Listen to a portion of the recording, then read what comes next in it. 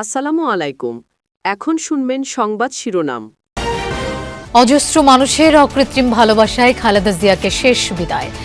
জনসমুদ্রের জানাজা শেষে সমাহিত হলেন স্বামীর পাশে। রাষ্ট্রীয় মর্যাদায় শ্রদ্ধা নিবেদন। অভাবনীয় আবেগের ডাক দেখল বাংলাদেশ।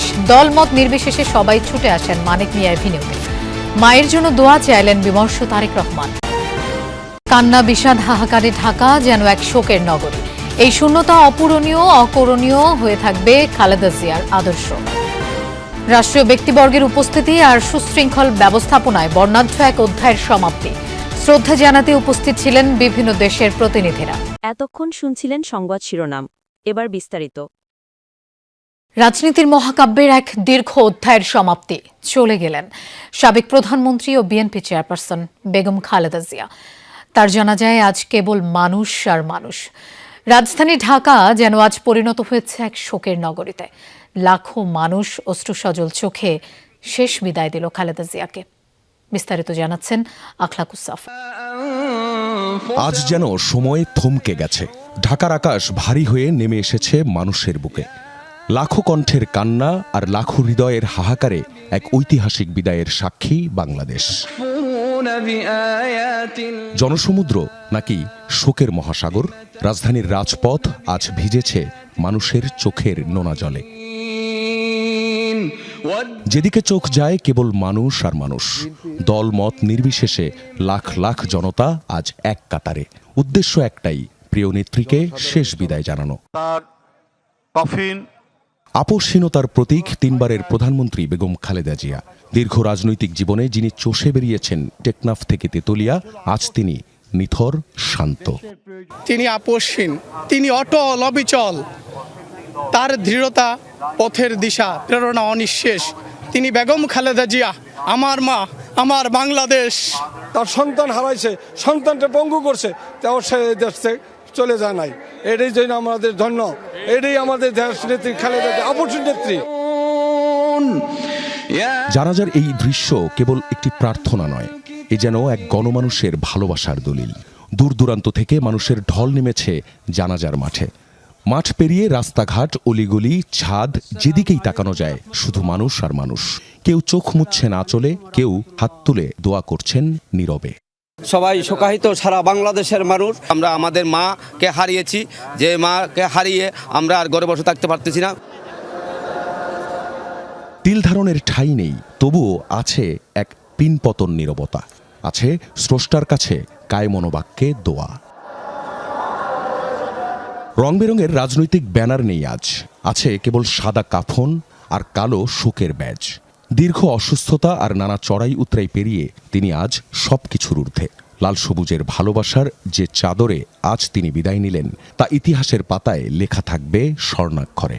দেশবাসীর কাছে দোয়া চাই, সকল নির্যাতিত নিপীড়িত মানুষের নেতা, বাংলাদেশের অভিভাবক আজকে পৃথিবী ছেড়ে বিদায় নিয়েছেন। আল্লাহ পাক রব্বুল আলামিন তাকে বেহেশত নসিব দান করেন। এমন যোগ্য সমাধি কই? তাই তো এই বাংলাদেশি মানুষ এই লাশ রাখবে না মাটিতে, পাহাড়ে কিংবা সাগরে।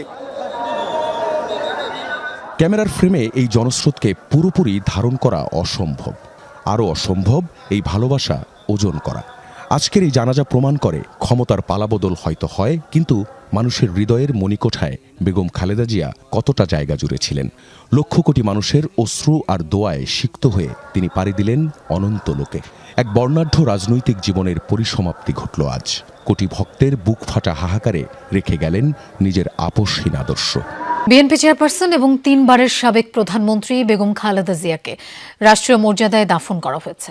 বিকেল 4টার পর ঢাকার জিয়া উদ্যানে স্বামী প্রয়াত রাষ্ট্রপতি জিয়াউর রহমানের কবরের পাশে তার দাফন সম্পন্ন হয়। বেগম খালেদা জিয়ার কফিন জিয়া উদ্যানের সেতুর সামনে এলে কফিন ভেতরে নিয়ে যায় সশস্ত্র বাহিনীর সদস্যরা। এরপর রাষ্ট্রের পক্ষ থেকে তার পরিবারের কাছে ফ্ল্যাগ হস্তান্তর করা হয় এবং দাফন কার্য সম্পাদন করা হয়। দাফন সম্পন্নের পর 1 মিনিট নীরবতা পালন করা হয়। এরপর যথাক্রমে বলিফায়ার, পুষ্পস্তবক অর্পণ এবং রাষ্ট্রীয়ভাবে দেয়া হয় গান স্যালুট। পরে রাষ্ট্রপতি, অন্তর্বর্তী সরকার, 3 বাহিনীর প্রধান ও বিএনপির পক্ষ থেকে ফুল দিয়ে শ্রদ্ধা জানানো হয়। সবশেষে দোয়া মোনাজাতের মাধ্যমে শেষ হয় খালেদা জিয়ার দাফন কার্যক্রম।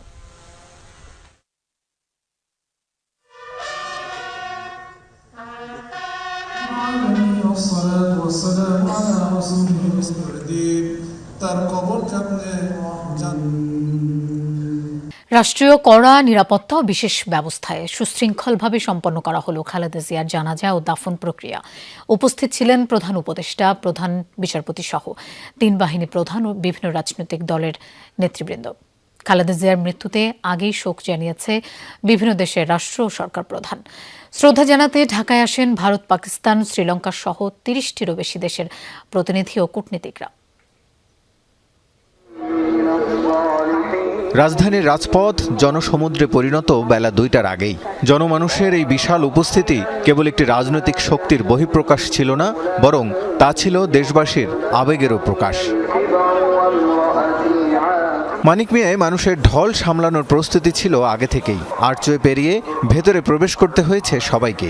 পুলিশের পাশাপাশি নিয়োজিত ছিল র্যাব ও অন্যান্য নিরাপত্তা বাহিনী। যে কোনো অনাকাঙ্ক্ষিত পরিস্থিতি এড়াতে গুরুত্বপূর্ণ মোড়গুলোতে ছিল কড়া নজরদারি। রাষ্ট্রীয় মর্যাদার অংশ হিসেবে প্রশাসনের পক্ষ থেকে জানাজার স্থানে ছিল সেনা সদস্যদের বাড়তি সতর্কতা। জানাজায় উপস্থিত ছিলেন প্রধান উপদেষ্টা ও উপদেষ্টা পরিষদের সদস্যরা, ছিলেন প্রধান বিচারপতি ও 3 বাহিনীর প্রধানরাও। রাষ্ট্রপতির পক্ষে শ্রদ্ধা জানান তার সামরিক সচিব। বেগম খালেদা জিয়ার জানাজায় কেবল দেশের মানুষ নয়, নজর ছিল বিশ্ব সম্প্রদায়ের। ভারত, শ্রীলঙ্কা, মালদ্বীপের পররাষ্ট্রমন্ত্রী ও পাকিস্তানের স্পিকার সহ অন্তত 30 দেশের রাষ্ট্রদূত, কূটনীতিক ও আন্তর্জাতিক সংস্থার প্রতিনিধিরা জানাজায় অংশ নেন। সব আনুষ্ঠানিকতা শেষে চিরনিদ্রায় শায়িত করা হয় খালেদা জিয়াকে। রাষ্ট্রীয় রীতি অনুযায়ী গার্ড অব অনার প্রদানের মাধ্যমে তাকে শেষ সম্মান জানানো হয়।